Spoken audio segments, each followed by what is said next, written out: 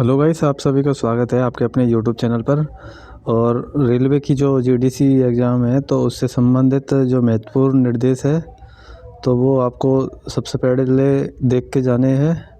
अगर इनमें कोई मिस्टेक करते हो तो आप एग्ज़ाम से बाहर हो सकते हो। तो चलते हैं सबसे पहले नोटिफिकेशन की तरफ। तो इसमें सामान्य निर्देश है, कृपया ध्यानपूर्वक पढ़े, सभी निर्देशों का पालन करें।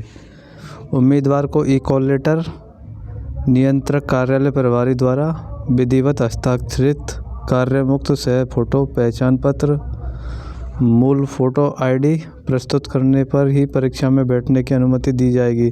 तो इसमें आपके क्लियर बोल दिया गया है, जो आपका रिलीविंग लेटर है वो आपको जो आपके अधिकारी है नियंत्रक कार्यालय प्रभारी या सुपरवाइज़र है, आपके जो कंट्रोलिंग ऑफिसर्स है उनसे आपको साइन करा के सील लगवा के उस पर उसको ही लेके जाना है। और आपका जो एडमिट कार्ड है उसको भी लेके जाना है। अगर आप रिलीविंग लेटर नहीं लेके जाते हो तो आप एग्ज़ाम से बाहर कर दिए जाओगे। और पहला पॉइंट है, उम्मीदवार अंतिम है। यह ई कॉल लेटर किसी भी क्षेत्रीय रेलवे पीयू में जीडीसी पदों पर चयन के लिए किसी भी तरह का नहीं देता है। और दूसरा पॉइंट है, अभ्यर्थी को पर्यवेक्षक की उपस्थिति में ई कॉल लेटर पर दिए गए स्थानों पर स्व घोषणा पत्र लिखना होगा। और तीसरा पॉइंट है जिसमें कि आपके टाइम के बारे में है। रिपोर्टिंग टाइम है एएलपी टेक्नीशियन का सुबह 8 बजे है, गेट बंद 9 बजे होगा। एग्ज़ाम आपकी स्टार्ट होगी 9:30 बजे से। जूनियर इंजीनियर इसमें आपके 8 बजे से रिपोर्टिंग है, 9 बजे आपका गेट बंद हो जाएगा, 9:30 बजे आपकी एग्ज़ाम होगी। ट्रेन मैनेजर दोपहर के 2:30 बजे से आपका रिपोर्टिंग टाइम है, 3:30 बजे आपका जो गेट बंद हो जाएगा, 4 बजे आपकी एग्ज़ाम स्टार्ट हो जाएगी। इसके बाद में चौथा पॉइंट है, गेट बंद होने के समय के बाद किसी भी उम्मीदवार को परीक्षा केंद्र में प्रवेश की अनुमति नहीं दी जाएगी। तो इसमें आपके क्लियर बोल दिया गया है, आपको टाइम से आना है। अगर आप थोड़े से भी लेट हो जाते हो 1 मिनट भी तो आपको एंट्री नहीं हो पाएगी। 5वां पॉइंट है, सीवीटी की अवधि और प्रश्नों की संख्या इस प्रकार है। तो इसमें देख सकते हो, पद है एएलपी टेक्नीशियन, पार्ट ए 100 प्रश्न 90 मिनट है। और 75 क्वेश्चन आपके पार्ट बी में है जो कि 60 मिनट का है। और जूनियर इंजीनियर 150 क्वेश्चन है, 120 मिनट टाइम है। Train manager goods guard 100 question है, 90 मिनट के है।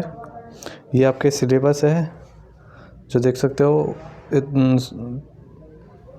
और इसके बाद में छठा टॉपिक है, इसमें छठा पॉइंट, उम्मीदवार को ई कॉल लेटर नियंत्रक कार्यालय प्रभारी द्वारा विधिवत हस्ताक्षरित रिलीविंग से फ़ोटो पहचान पत्र, रंगीन पासपोर्ट साइज फ़ोटो, पहचान का एक और प्रमाण के बिना परीक्षा हॉल में प्रवेश अनुमति नहीं दी जाएगी।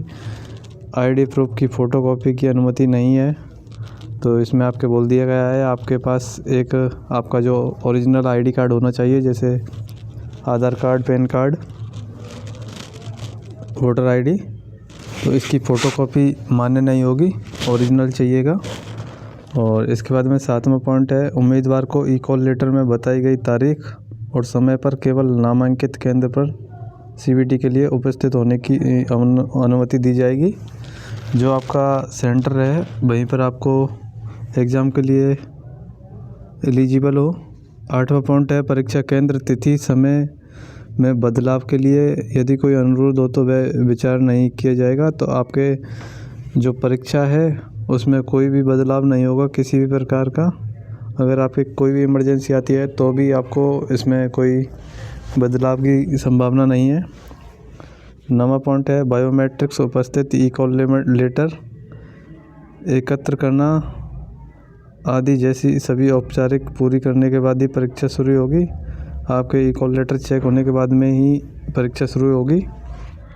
10वां पॉइंट है, परीक्षा समाप्त होने तक उम्मीदवारों को परीक्षा हॉल छोड़ने की अनुमति नहीं दी जाएगी।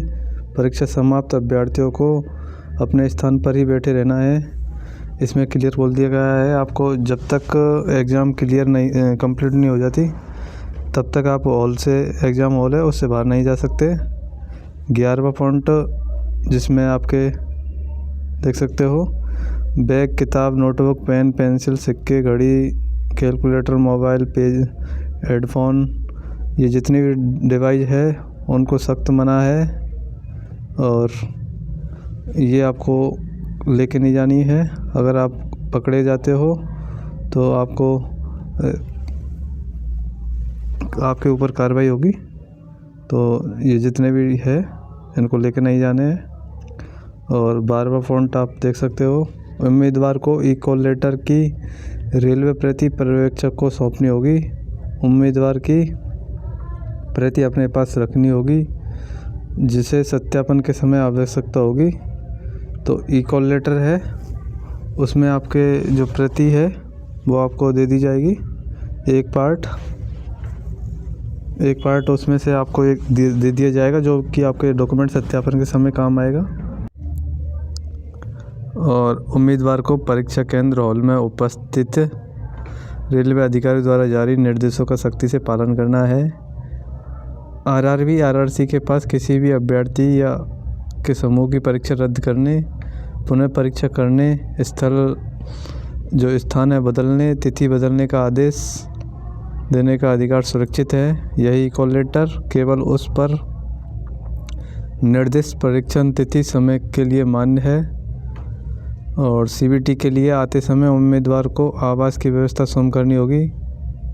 रब कार्य के लिए अभ्यर्थी को रब सीट उपलब्ध कराई जाएगी जिसे बाद में वापस करना है। उम्मीदवार सीट पर अपना नाम, रोल नंबर लिखकर हस्ताक्षर करना होगा।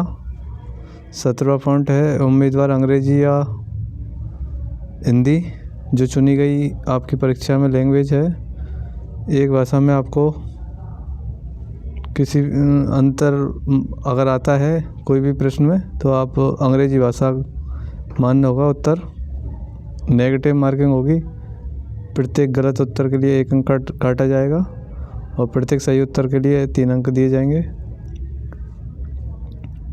यदि कोई भी उम्मीदवार परीक्षा के संचालन में बाधा डालता है या परीक्षा स्थल पर गड़बड़ी करता पाया जाता है तो उस पर अनुशासनात्मक कार्रवाई शुरू करने के अलावा उसकी उम्मीदवारी रद्द कर दी जाएगी। किसी भी वॉकआउट की स्थिति में दोबारा परीक्षा नहीं ली जाएगी। और इसमें मॉक टेस्ट लिंक आरआरसी की वेबसाइट पर उपलब्ध होगा। परीक्षा के दिन प्रश्नों को देखने, उत्तर देने के परिचित होने के लिए इस लिंक का उपयोग करें। उम्मीदवार को यह सलाह दी जाती है कि वे परीक्षा से संबंधित दिशा निर्देशों, सीट इंटीमेशन, कम रिलीविंग पहचान पत्र डाउनलोड करके, ई कॉल लेटर डाउनलोड करके, मॉक टेस्ट, प्रश्नोत्तर कुंजी पर आपत्ति ट्रैकर आरआरसी की वेबसाइट देखें और चुनौतियों पर आरआरसी का निर्णय, प्रश्नोत्तर कुंजियों पर अंतिम निर्णय आगे किसी भी अभ्यादेशन पर विचार नहीं किया जाएगा। किसी भी परिस्थिति में कोई पूरक परीक्षा आयोजित नहीं की जाएगी।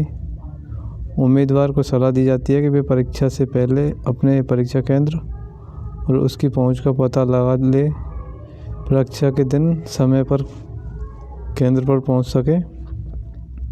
यही कॉल लेटर केवल उस पर निर्दिष्ट परीक्षण तिथि, पाली, समय के लिए मान्य है। उम्मीदवार को ये भी सलाह दी जाती है कि सब्सक्राइब की सहायता लेने वाले अभ्यर्थियों को सब्सक्राइब से संबंध केवल उनके द्वारा ऑनलाइन आवेदन में चुनी में ही करना होगा। परीक्षा के दौरान यानी परीक्षा के मध्य में उपस्थित पत्रक में भौतिक LTI और हस्ताक्षर लिए जाएंगे। निरीक्षक द्वारा दिए गए विशेष निर्देश यदि कोई हो यह सख्ती से पालन किया जाना चाहिए। तो ये आपके GDC एग्ज़ाम से संबंधित निर्देश है जिनका आपको पालन करना है। तो ये जानकारी आपको कैसी लगी कमेंट्स में ज़रूर लिखना।